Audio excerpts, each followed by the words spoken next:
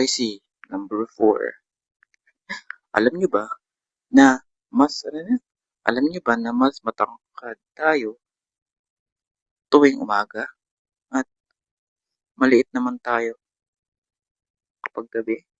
Bakit? Hindi niyo alam, no?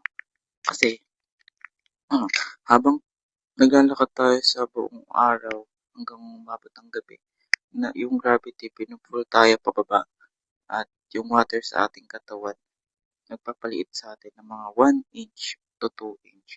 So, kapag humiga na tayo sa gabi, napa-flatten na nito yung katawan natin na mas na-stretch out niya. So, yung gravity pinupull tayo kasi nga nakahiga. So, na-stretch tayo at bumabalik tayo sa original height.